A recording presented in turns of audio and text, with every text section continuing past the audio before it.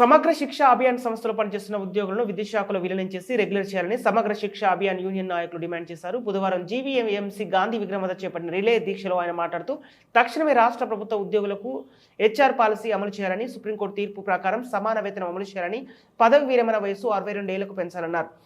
వేతనంతో కూడిన మెడికల్ లీవ్లు మంజూరు చేయాలని, మెరుగైన హెల్త్ స్కీమ్ అమలు చేయాలని కోరారు. ఈ కార్యక్రమంలో పలువురు ఉద్యోగులు పాల్గొన్నారు.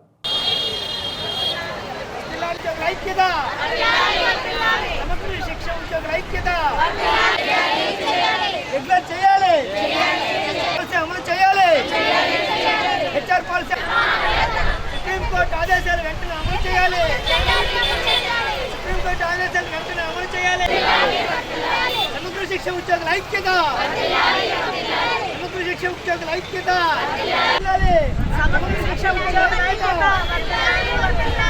నా పేరు గణపతిరావు.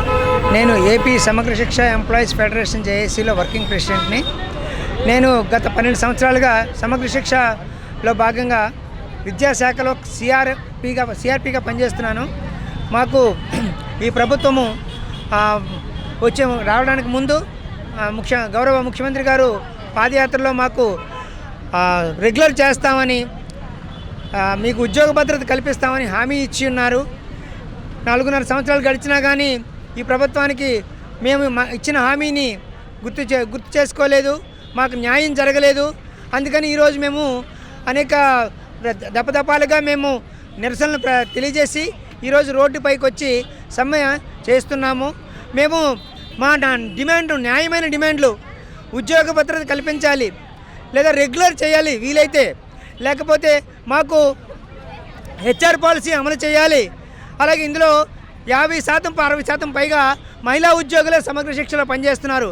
మన విద్యా వ్యవస్థకి వాళ్ళు వెన్నులాగా, ఒక బండి చక్రాల్లాగా ఈ విద్యా వ్యవస్థను ముందుకు తీసుకుపోతున్నారు. సమగ్ర శిక్షలో అనుబంధంగా పనిచేస్తూ వారికి కనీస సౌకర్యాలు లేవు, కనీస ఉద్యోగ భద్రత లేదు. వాళ్ళందరూ ఫ్యామిలీలతో ఈ రోజుకి చాలీచాలని జీతాలతో, భయభ్రాంతులతో ఈ ఉద్యోగాలు నిర్వహిస్తున్నారు. కానీ పని విషయంలో మాత్రము ఎక్కువ పని ఒత్తిడితో, ఎక్కువ పని గంటలు పనిచేసుకుంటూ మాకు సరైన న్యాయం జరగకుండా, సరైన జీతాలు లేకుండా, ఉద్యోగ భద్రత లేకుండా వాళ్ళందరూ కూడా ఉన్నారు ఈ రోజున.